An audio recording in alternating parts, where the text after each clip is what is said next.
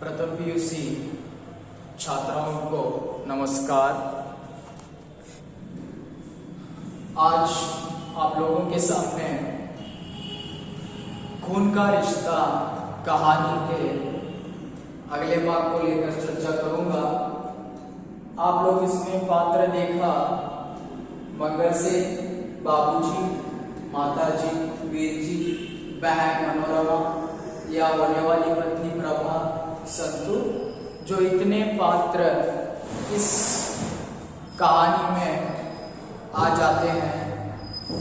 तो यहाँ पर कहाँ तक आ गई थी कहानी, यानी क्या हो रहा है, जैसे ही मंगल सेन को यहाँ पर वीर जी के सगाई में ले जाने के लिए पिताजी मना करते हैं, तो मंगल सेन यहाँ पर जैसे ही डर कर चला जाता है और वहां पर वीर जी गुस्से में आ जाता है और वीर जी अपने पिता से बताता है, आप अपने साथ चाचा जी को लेकर जाए। ಹಾಗಾದ್ರೆ ಏನಾಗ್ತಾ ಇದೆಪ್ಪ ಅಂತಂದ್ರೆ ಇಲ್ಲಿ ಮಂಗಲ್ ಸೇನನಿಗೆ ವಿಜಯ ಸಗಾಯಿಯಲ್ಲಿ ಕರ್ಕೊಂಡು ಹೋಗ್ಲಿಕ್ಕೆ ಬಹಳಷ್ಟು ತಿರಸ್ಕಾರವನ್ನ ಮಾಡ್ತಾ ಇದ್ದಾರೆ।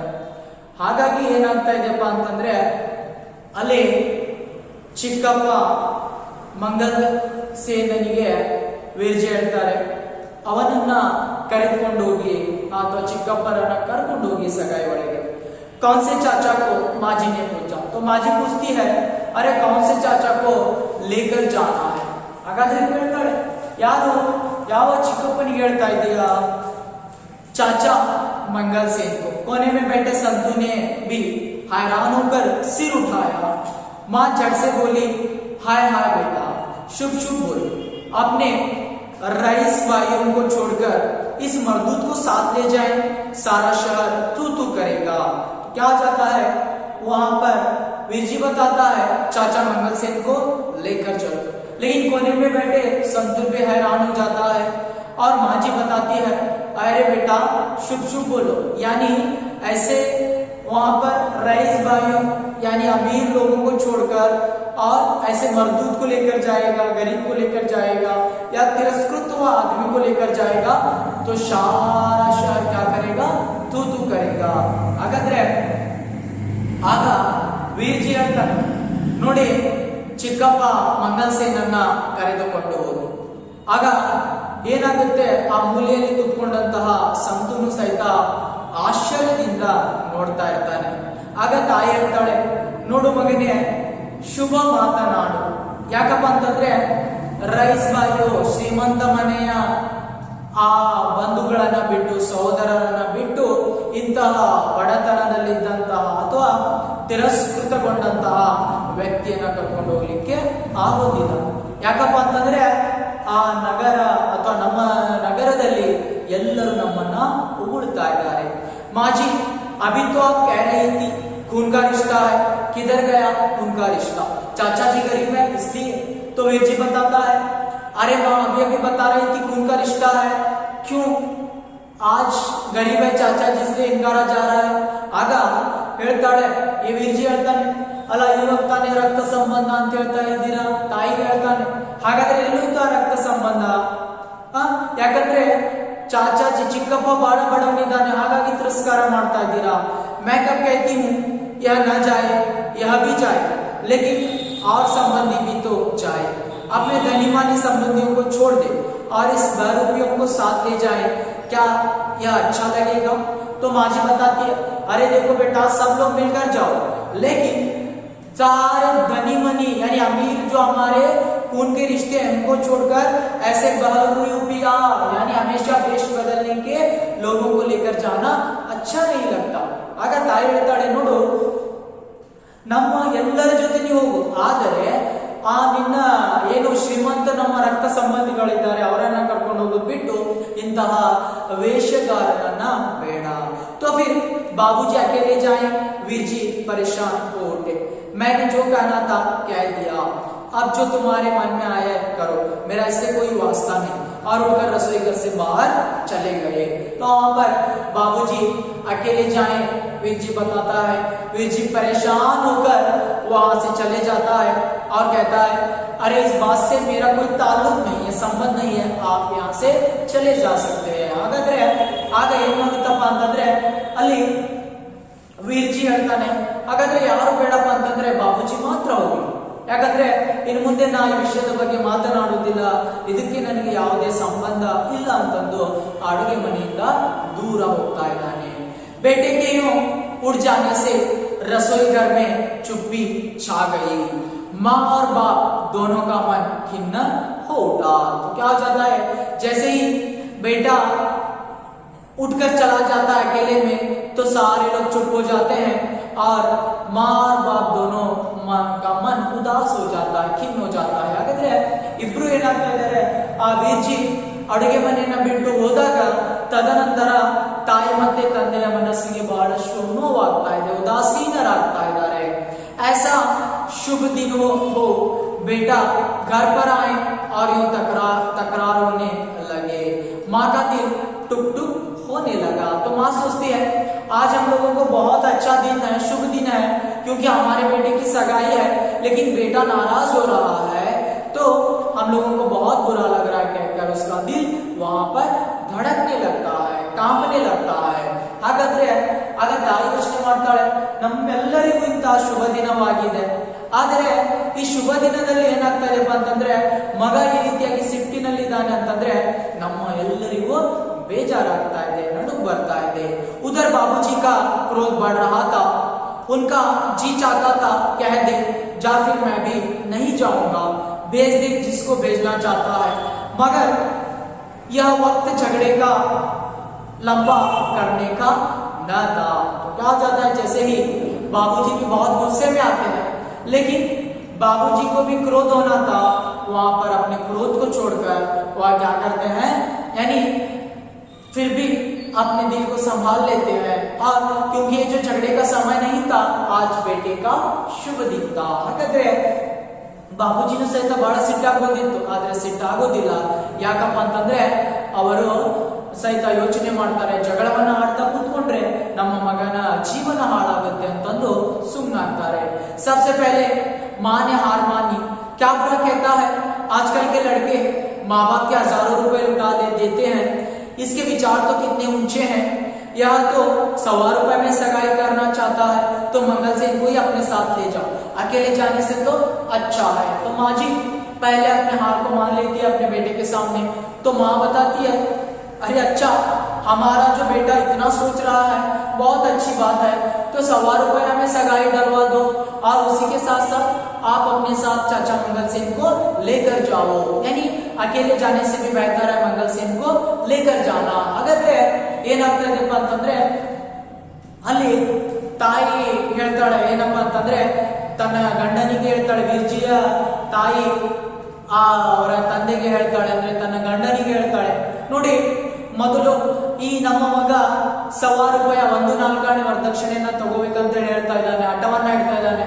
ಹಾಗಾಗಿ ಏನ್ ಮಾಡ್ಬೇಕಾಗಿಪ್ಪ ಅಂತಂದ್ರೆ ಅಷ್ಟರಲ್ಲೇ ನೀವು ಅವನನ್ನ ವರದಕ್ಷಿಣೆಯನ್ನ ತೆಗೆದುಕೊಂಡು ಬನ್ನಿ, ಯಾಕಂದ್ರೆ ಬೇರೆ ಮಕ್ಕಳ ಹಾಗೆ ಹಣವನ್ನ ಹಾಳು ಮಾಡ್ತಾ ಇಲ್ಲ। ಇದೇ ರೀತಿಯಾಗಿ ಏನ್ ಮಾಡ್ಬೇಕಂತಂದ್ರೆ ನೀವು ಮುಂದೆ ಸಾಗಿ ಅಥವಾ ಮಂಗಲ್ ಸೇನನ್ನ ನಿಮ್ಮ ಜೊತೆ ಕರೆದುಕೊಂಡು ಹೋಗಿ।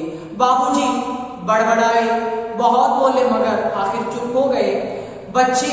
बच्चों के आगे किस माँ बाप की चलती है, और चुपचाप उठकर अपने कमरे में जाने लगे। तो बाबूजी भी वहां पर अपने हार मान लेते हैं, तो अपने बच्चों के सामने हार जाते हैं और चुपचाप उठकर चले जाते हैं। ಆಗ ಬಾಬೂಜಿನೂ ಸಹಿತ ಏನ್ ಮಾಡ್ತಾರೆ, ತನ್ನ ಸೋಲನ್ನ ಒಪ್ಪಿಕೊಂಡು ತನ್ನ ಮಕ್ಕಳ ಮುಂದೆ ಅಥವಾ ವೀರ್ಜಿಯ ಮುಂದೆ ತನ್ನ ಕೊಠಡಿಯಿಂದ ಹೊರಗಡೆ ಹೋಗ್ತಾ ಇದ್ದಾರೆ। जा संतु मंगल सेन को क्या तैयारी हो जाए, माँ जी ने कहा। मनोरमा चाय कुटी और भागी हुई वीर जी को बताने चली गई कि बाबूजी मान गए हैं। क्या जाता है, जैसे माँ जी सारे लोग मान जाते हैं तो संतु को कहती है, अरे संतु जाकर बता दो मंगल सेन को तैयार होने के लिए। उसी दौरान मनोरमा क्या करती है, अपने भाई वीर जी को बताने के लिए चले जाती है। ಹಾಗಾಗಿ ಏನಾಗುತ್ತಪ್ಪ ಅಂತಂದ್ರೆ ನೌಕರ ಆ ಸಂತೂನು ಸಹಿತ ಸಂತೂಗೆ ಹೇಳ್ತಾಳೆ, ಮಾಜಿ ಹೇಳ್ತಾರೆ ಏನು, ಮಂಗಲ್ ಸೇನ್ ಚಿಕ್ಕಪ್ಪನನ್ನ ತಯಾರಾಗಲಿಕ್ಕೆ ಹೇಳು. ಅದೇ ರೀತಿಯಾಗಿ ಮನೋರಮನು ಸಹಿತ ಅಲ್ಲಿಂದ ಹೋಗ್ತಾ ಇದ್ದಾಳೆ. ಏನಪ್ಪಾ ಅಂತಂದ್ರೆ ವೀರ್ಜಿಗೆ ಅಥವಾ ತನ್ನ ಸಹೋದರನಿಗೆ ಈ ಸಂತೋಷದ ಸಂದರ್ಭವನ್ನ ಹೇಳಲಿಕ್ಕೆ ಹೋಗ್ತಾ ಇದ್ದಾಳೆ. ಯಾಕಂದ್ರೆ ಮಂಗಲ್ ಸೇನ್ ಚಿಕ್ಕಪ್ಪರನ್ನ ಕರ್ಕೊಂಡು ಹೋಗ್ಲಿಕ್ಕೆ ಎಲ್ಲರೂ ಒಪ್ಪಿಕೊಂಡಿದ್ದಾರೆ. मंगल सेन को जब मालूम हुआ कि अकेला वही बाबूजी के साथ जाएगा तो कितनी देर तक वह कोठरी में उचकता और चक्कर लगाता रहा, बदन का चटाक भर खून फिर चलने लगा। जी चाहा कि संतु से उसी वक्त शर्त के 2 रुपए रखवा ले, क्यों ना हो, आखिर मुझसे बड़ा संबंधी है भी कौन, मुझे नहीं ले जाएंगे तो किसे ले जाएंगे, मैं और बाबूजी ही इस घर के कर्ता धर्ता है और कौन है। जितना ही अधिक वह इस बात पर सोचता उतना ही अधिक उसे अपने बड़प्पन पर विश्वास होने लगता। आखिर उसने कोने में रखी टंकी को खोला और कपड़े बदलने लगा। तो क्या हो जाता है, जैसे ही नौकर संतु आकर चाचा जी मंगल सेन को बताता है आप तैयार हो जाना है सगाई में जाने के लिए, तो मंगल सेन अपने कोठरी में खुश हो जाता है और खुशी से झूमने लगता है, चक्कर काटने लगता है और मन में सोचता है अभी मैं नौकर संतु से शर्त के 2 रुपया ले लूं, क्योंकि उसी ने मेरे साथ शर्त लगाई थी। तो इसी समय वह फिर से सोचता है अगर इस परिवार में बड़ा समधी है तो मैं ही हूं, तो मुझे ले जाएंगे तो न किसी ले जाएंगे, क्योंकि इस घर के कर्ता धर्ता मैं ही हूं और बाबूजी है, इसलिए मुझे ही लेकर जाएंगे। और वह सोचने लगा जैसे मुझे लेकर जाएंगे तो अपने बड़प्पन का और अपने गौरव का सोचने लगा। आखिरकार वह अपने ट्रंकी में जो कपड़े थे उन सारे कपड़ों को निकालकर बदलने लगा सगाई में जाने के लिए। ಹಾಗಾಗಿ ಯಾವಾಗ ಆ ಸಂತು ನೌಕರ ಏನ್ ಮಾಡ್ತಾ ಇದ್ದಾನಪ್ಪ ಅಂತಂದ್ರೆ ಬಂದು ಮಂಗಲ್ ಸೇನನಿಗೆ ಹೇಳ್ತಾನೆ ಸಗಾಯಿಯಲ್ಲಿ ಹೋಗ್ಲಿಕ್ಕೆ ನೀವು ತಯಾರಾಗಬೇಕು. ಆಗ ಮಂಗಲ್ ಸೇನ್ ಸಂತೋಷದಿಂದ ತನ್ನ ಕೊಠಡಿಯಲ್ಲಿ ಏನ್ ಮಾಡ್ತಾ ಇದ್ದಾನಪ್ಪ ಅಂತಂದ್ರೆ ಸಂತೋಷದಿಂದ ಎಲ್ಲ ಕಡೆ ತಿರುಗಾಡ್ತಾ ಇದ್ದಾನೆ. ತದನಂತರ ಅವನ ಒಂದು ಶರೀರದಲ್ಲಿದ್ದಂತಹ ಚಟಾಬರ್ಕು ನೋಡಿ, ಕೇವಲ ಆ ಶರೀರದಲ್ಲಿ ನಿಂತು ಸ್ವಲ್ಪ ರಕ್ತ ಇತ್ತು, ಆದ್ರೂ ಸಹಿತ ಅವನ್ ಏನ್ ಮಾಡ್ತಾನೆಪ್ಪ ಅಂತಂದ್ರೆ ಹೇಳ್ತಾ ಇದ್ದಾನೆ, ಯೋಚನೆಯನ್ನ ಮಾಡ್ತಾನೆ. ಸಂತು ನನ್ನ ಜೊತೆ ಷರತ್ತನ್ನ ಹಂಚಿದಾನೆ 2 ರೂಪಾಯಿದ್ದು, ಆ 2 ರೂಪಾಯಿನ ನಾನು ಈಗಲೇ ತಗೋಬೇಕು. ತದನಂತರ ಅವನು ಯೋಚನೆಯನ್ನ ಮಾಡ್ತಾನೆ, ಇಲ್ಲಿ ನಾನೇ ಆ ಬಾಬೂಜಿಯವರ ರಕ್ತ ಸಂಬಂಧಿ, ನನ್ನನ್ನು ಬಿಟ್ಟು ಯಾರು ಕರ್ಕೊಂಡು ಹೋಗ್ತಾರೆ, ಯಾರನ್ನು ಕರ್ಕೊಂಡು ಹೋಗೋದಿಲ್ಲ. ಯಾಕಂದ್ರೆ ನಾನು ಮತ್ತೆ ಬಾಬೂಜಿ ಮನೆಯ ಜವಾಬ್ದಾರಿಯನ್ನ ತಗೊಳ್ತಾ ಇದ್ದೀವಿ. ಹಾಗಾಗಿ ಅವನು ಬಹಳಷ್ಟು ಏನ್ ಮಾಡ್ತಾ ಇದ್ದಾನಪ್ಪ ಅಂತಂದ್ರೆ ಅಲ್ಲಿ ಸಂತೋಷದಿಂದ ತನ್ನ ಗರ್ವವನ್ನ ವ್ಯಕ್ತಪಡಿಸ್ತಾನೆ. ತದನಂತರ ಕೊನೆಯಲ್ಲಿ ಏನ್ ಮಾಡ್ತಾ ಇದ್ದಾನಪ್ಪ ಅಂತಂದ್ರೆ ತನ್ನ ಆ ಟ್ರಂಕ್ ಅನ್ನ ತೆಗೆದು ಅಲ್ಲಿ ಬಟ್ಟೆಗಳನ್ನ ಬದಲಾಯಿಸ್ತಾ ಇದ್ದಾನೆ. घंटा भर बाद जब मंगल सेन तैयार होकर आंगन में आया तो मांझी का दिल बैठ गया, यह सूरत लेकर समधियों के घर जाएगा। तो क्या हो जाता है, जैसे ही वह तैयार होकर मांझी के सामने आ जाता है तो मांझी हैरान हो जाती है, अरे ऐसी सूरत लेकर ऐसे कपड़े पहनकर समधियों के पास जाएगा। ಆಗ ಎಲ್ಲ ತಯಾರಿಯನ್ನ ಮಾಡಿಕೊಂಡು ಬಂದು ಏನ್ ಮಾಡ್ತಾ ಇದ್ದಾನೆ ಅಂತಂದ್ರೆ ಹೊರಗಡೆ ಬರ್ತಾ ಇದ್ದಾನೆ. ಬಂದಾಗ ಅವನು ಆಶ್ಚರ್ಯದಿಂದ ಅವನನ್ನ ನೋಡಿ ಮಾತಾಜಿ ಹೇಳ್ತಾರೆ, ಇಂತಹ ಒಂದು ಸೂರತ್, ಇಂತಹ ಸ್ಥಿತಿಯಿಂದ ಅಥವಾ ಇಂತಹ ಬಟ್ಟೆಯನ್ನು ಹಾಕಿಕೊಂಡು ನೀನು ಹೋಗ್ತೀಯಾ? मंगल सेन के सिर पर खाकी पगड़ी, नीचे मैली कमीज के ऊपर खाकी फौजी कोट जिसके दागे निकल रहे थे और नीचे दारीदार पाजामा और मोटे मोटे काले बूट। माँ को रुलाई आ गई, पर यह अवसर रोने का नहीं था। अपनी रुलाई को दबाती हुई वह आगे बढ़ आई। तो क्या जाता है, देखिए सूरत यानी चेहरा और खाकी पगड़ी, खाकी रंग की पगड़ी, उसके साथ फौजी यानी कोट जो होता है वहां पर कोट पहना था। उसके बाद यानी सेना का जो रहता है धागे निकल रहे थे, धागा दारा, दारीदार लकीरदार ಗೆರೆಗಳಿರುವಂತಹ ಪಾಜಾಮ तो आगे उसकी सूरत हाल को माँ ने देख लेती है। तो कैसा था, मंगल सेन अपने सिर पर खाकी पगड़ी को पहना था और नीचे कमीज थी, और उसी के साथ साथ उसके ऊपर वहां पर फौजी कोट पहना था, कमीज के ऊपर कोट पहना था, और जिसके धागे भी निकल रहे थे, नीचे यानी लकीरदार पाजामा था और मोटे मोटे काले बूट पहना था। माँ को उसे देखकर रुलाई आती है, लेकिन माँ सोचती है अगर मैं उसके साथ बहस करूंगी या मैं आंखों में आंसू लाऊंगी, ये गलत बात है, तो उसे फिर से जल्द से तैयार करने की कोशिश करती है। हाಗಾದ್ರೆ ಏನಾಗ್ತಾ ಇದೆಯಪ್ಪ ಅಂತಂದ್ರೆ ಅಲ್ಲಿ ತಾಯಿ ಆ ಮಂಗಲ್ ಸೇನನ್ನ ನೋಡ್ತಾಳೆ. ನೋಡಿದಾಗ ಏನಾಗಿದೆ, ತಲೆಯ ಮೇಲೆ ಕಾಕಿ ಬಣ್ಣದ ಟೋಪಿ ಇದೆ, ಅಥವಾ ಕಮೀಜನ್ನ ಆ ಶರ್ಟ್ ಅನ್ನ ಧರಿಸಿದ್ದಾನೆ, ಶರ್ಟಿನ ಮೇಲೆ ಕಾಕಿ ಬಣ್ಣದ ಕೋಟ್ ಅನ್ನ ಧರಿಸಿದ್ದಾನೆ, ಅಥವಾ ಅದರ ಎಲ್ಲ ದಾರ ಕೀಳ್ತಾ ಇದೆ, ಕೆಳಗಡೆಗೆ ಗೆರೆಗಳಿರುವಂತಹ ಪಾಜಾಮವನ್ನು ಧರಿಸಿದ್ದಾನೆ, ಅಥವಾ ದೊಡ್ಡ ದೊಡ್ಡದಾದಂತಹ ಬೂಟುಗಳನ್ನು ಧರಿಸಿದ್ದಾನೆ. ಇವೆಲ್ಲವನ್ನ ನೋಡಿ ತಾಯಿಗೆ ಬಹಳ ಆಶ್ಚರ್ಯವಾಗ್ತಾ ಇತ್ತು. ಆಶ್ಚರ್ಯವಾದಾಗ ಏನ್ ಮಾಡ್ತಾಳೆ ಅಂತಂದ್ರೆ ಅವನ ಜೊತೆ ಮಾತನಾಡಬಹುದು ಅಥವಾ ಬೈಬಹುದು, ಆದ್ರೆ ಮಾತನಾಡುವ ಬೈಯುವಂತಹ ವೇಳೆ ಇರಲಿಲ್ಲ. ಹಾಗಾಗಿ ಏನ್ ಮಾಡ್ತಾಳೆಪ್ಪ ಅಂತಂದ್ರೆ ಆ ತನ್ನ ಮಂಗಲ್ ಸೇನನ್ನ ಕರೆದುಕೊಂಡು ಬೇರೆ ಬಟ್ಟೆಗಳನ್ನ ತೊಡಿಸ್ಲಿಕ್ಕೆ ಮುಂದಾಗ್ತಾಳೆ.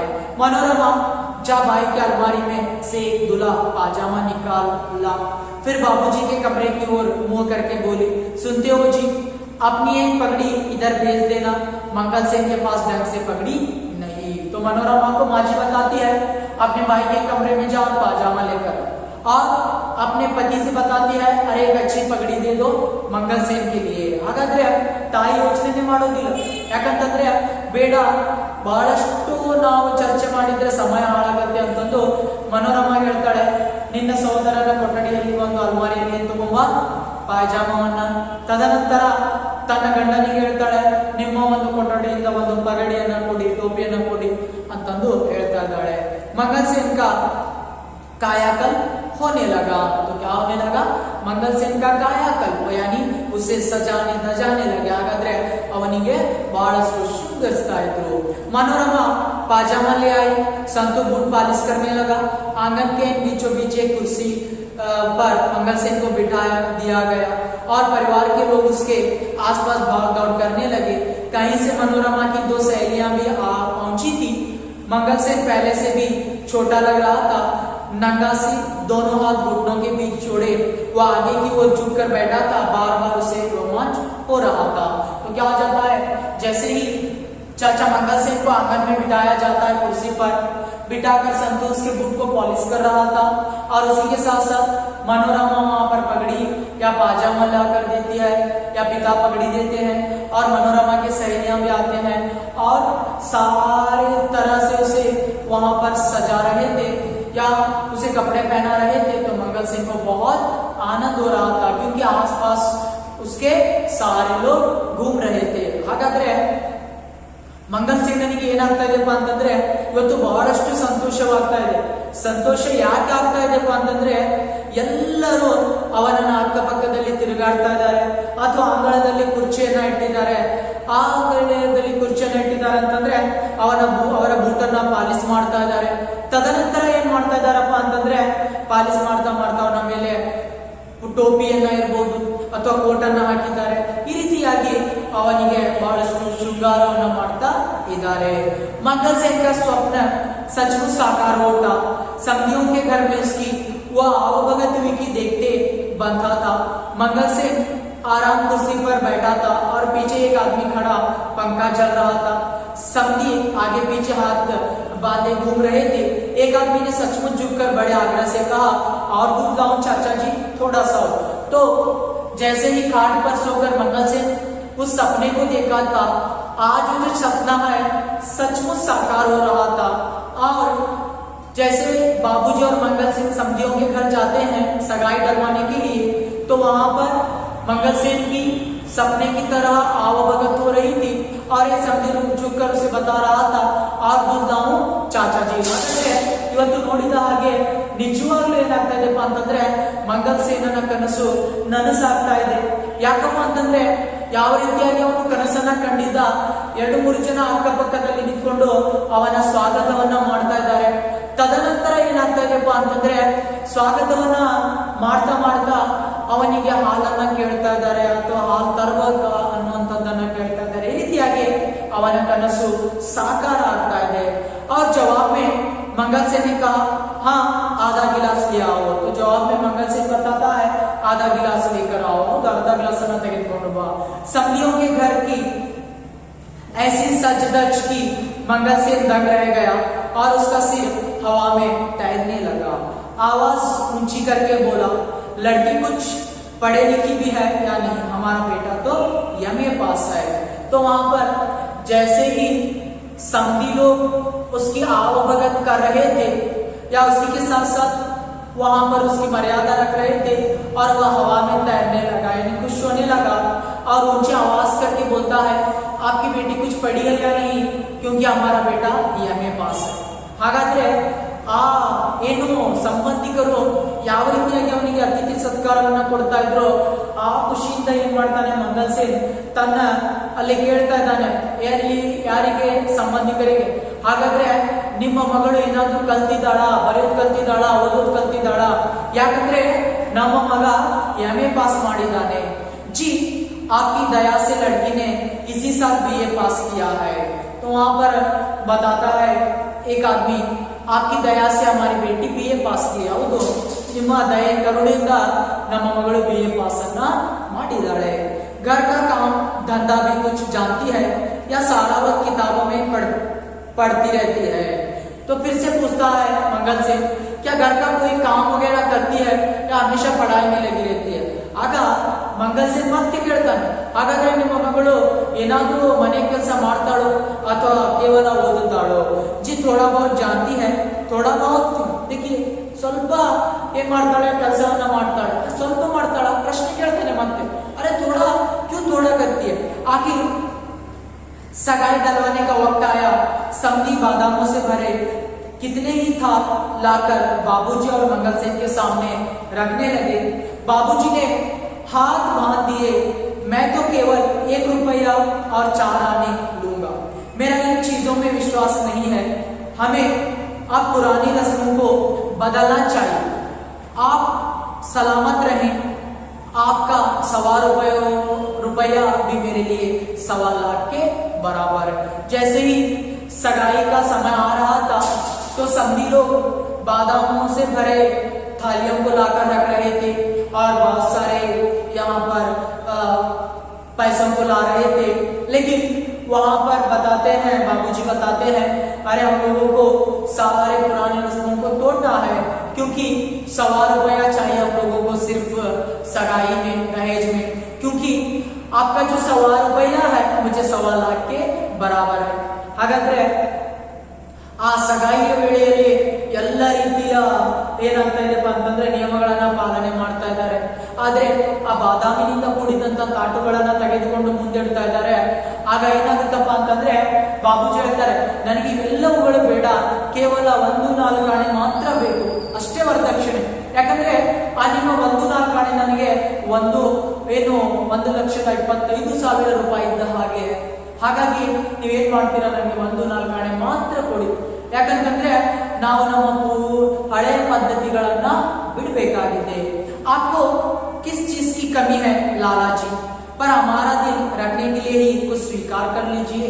देखिए वहां पर समधी जो बताता है, अरे लाला जी यानी बाबूजी आपके पास बहुत है, लेकिन हमारे दिल के लिए या हमारे खुशी के लिए आपको स्वीकार कर लो।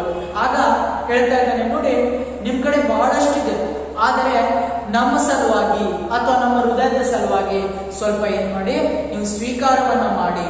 बाबूजी मुस्कुराए, नहीं महाराज आप मुझे मजबूर न करें, यह उसूल की बात है, मैं तो 1.25 रुपये लेकर जाऊंगा, आपका सितारा बुलंद रहे, आपकी बेटी हमारे घर आएगी तो साक्षात लक्ष्मी विराजेगी।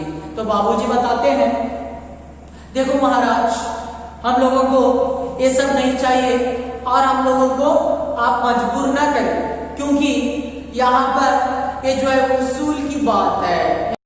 जैसे ही दादाजी यहाँ पर बताते हैं बाबूजी, अरे तो सिद्धांत की बात है, हम लोग केवल 125 रुपया लेकर जाएंगे और आपका सितारा यानी आपका भाग्य बुलंद रहे, आपकी बेटी हमारे घर आएगी तो लक्ष्मी जैसे साक्षात मिल जाएगी और हमारे घर में लक्ष्मी की तरह विराजेगी। ಹಾಗಾದ್ರೆ ಬಾಬೂಜಿ ನಗ್ತಾ ನಗ್ತಾ ಹೇಳ್ತಾರೆ, ನೋಡಿ ಮಹಾರಾಜ್ರೆ, ನಾವು ಅಸಹಾಯಕರಾಗಿದ್ದೇವೆ, ನಮ್ಮನ್ನ ಏನು ಅಸಹಾಯಕರನ್ನಾಗಿ ಮಾಡಬೇಡಿ, ಯಾಕಂದ್ರೆ ನಾನೊಂದು ಸಿದ್ಧಾಂತವನ್ನ ಹೇಳ್ತಾ ಇದ್ದೀನಿ, ಅಥವಾ ಏನು ಕೇವಲ 1-4 ಆಣೆ ಮಾತ್ರ ಕೊಡಿ, ಯಾಕಪ್ಪ ಅಂತಂದ್ರೆ ನಿಮ್ಮ ಭಾಗ್ಯ ಚೆನ್ನಾಗಿರ್ಲಿ ಅಥವಾ ನಿಮ್ಮ ಮಗಳು ಲಕ್ಷ್ಮಿ ಆಗಿ ಬರ್ತಾಳಲ್ಲ ನಮ್ಮ ಮನೆಗೆ ಅಷ್ಟೇ ಸಾಕು। मंगल से के लिए चुप रहना असंभव हो रहा था। हुमक्कर बोला, एक बार कह जो दिया कि हम 125 रुपए ही लेंगे, आप बार बार तंग क्यों करते हैं। तो मंगल से बाबूजी की तरफदारी करके बताता है, अरे हम 125 रुपया लेंगे तो बार बार हम लोगों को तंग क्यों करते हैं।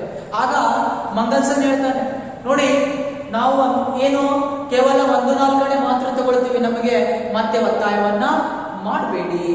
बेटी के पिता हंस दिए और पास खड़े अपने किसी संबंधी के कान में बोले, लड़के के चाचा है दूर के, घर में टिके हुए लाला जी ने आसरा दे रखा है। तो फिर से बेटी के जो पिता वहां पर अपने एक संबंधी के कान में बताते हैं, अरे लड़के के चाचा है, दूर के संबंधी है और यहाँ पर लाला जी के घर में रहते हैं। ಹಾಗಾದ್ರೆ ಏನು ಪ್ರಭಾಳ ತಂದೆ ಹೇಳ್ತಾರೆ, ತನ್ನ ಒಂದು ಸಂಬಂಧಿಕರ ಕಿವಿಯಲ್ಲಿ ಹೇಳ್ತಾರೆ, ನೋಡು ಇವರು ಮಂಗಲ್ ಸೇನ್ ಅಂತಂದು ಏನಾಗಿದ್ದಾರೆ ಅಂತಂದ್ರೆ ವಿರ್ಜಿಯ ದೂರದ ಚಿಕ್ಕಪ್ಪರಾಗಿದ್ದಾರೆ, ಅವರನ್ನು ಆಶ್ರಯ ಕೊಟ್ಟಿದ್ದಾರೆ ಅವರು ಮನೆಯಲ್ಲಿ। आखिर समधी अंदर से एक थाल ले आए जिस पर लाल रंग का रेशमी रुमाल बिछा था और बाबूजी के सामने रख दिया। बाबूजी ने रुमाल उठाया तो नीचे चांदी के थाल में चांदी के 3 चम्मच करती कटोरियां रखी थी, एक में केसर, दूसरी में रांगला धागा और तीसरी में एक चमकती चांदी का रुपया और चमकती चवन्नी। इसके अलावा 3 कटोरियों में 3 छोटे छोटे चांदी के चम्मच रखे थे।